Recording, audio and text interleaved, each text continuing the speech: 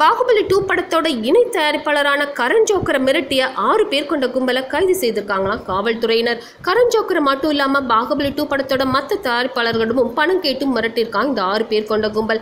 சமீபத்தில் வெளியாகி உலகம் முழுவதும் வெற்றி நடை போட்டு வரும் பாகுபலி 2 திரைப்படத்தோட வசூலையும் விமர்சனங்களையும் கண்டு உலக சினிமாவே பிரமிப்பில் இருக்கு அப்படின்னு சொன்னா அது மிகையாகாதுங்க.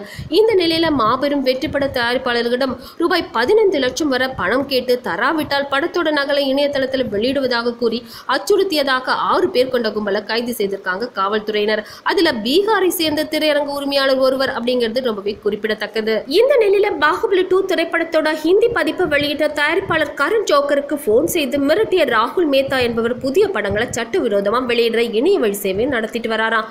இவர் பாகுபலி 2 படத்தோட ஹை டெபினிஷன் பதிப்பு தன்னிடம் இருப்பதாகவும் இணையதளத்தில் அதை வெளியிடாம இருக்கணும்னா ரூபாய் 15 லட்சம் வரைக்கும் பணம் கொடுக்கணும் அப்படின்னு மிரட்டல் விடுத்திருக்காராம். மேலும் அவரிடம் இருக்கும் அந்த படத்தோட காப்பியை தயாரிப்பாளருக்கு அனுப்பி வச்சிருக்காராம். இது தொடர்பாக கடந்த ஏப்ரல் 29ஆம் தேதி டெல்லி காவல் ஆணையரிடம் தயாரிப்பாளர் தரப்பில் புகார் செய்யப்பட்டிருக்கு. அதனைத் தொடர்ந்து ஹைதராபாத்தோட ஜூப்ளி ஹில்ஸ் பகுதியில் கடந்த மே 11ஆம் தேதி ராகுல் மேத்தா கைது செய்யப்பட்டிருக்காரு. இது தொடர்பான விசாரணையின் போது தனது கூட்டாளியான ஜிதேந்தர் மேத்தா, தாஃபிக், முகமது அலி குறித்து கூறியிருக்காராம். அதை தொடர்ந்து மறுநாள் தலைநகர் டெல்லியில் அவர்கள் மூவரும் கைது செய்யப்பட்டிருக்காங்க.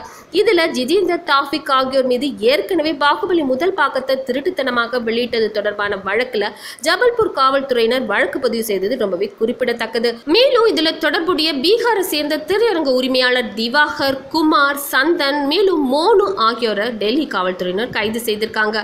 திரையரங்க பதிப்புக்கு வழங்கப்படும் என்கிரிப்ஷன் கோடை பயன்படுத்தி இந்த கும்பல் என்ன பண்ணிருக்காங்கன்னா புது படங்களை இணையதளத்துல திருட்டுத்தனமா வெளியிடறத வழக்கமா வச்சிருக்காங்களாம் அப்படின்னு காவல்துறையினர் தரப்புல சொல்லப்படுது.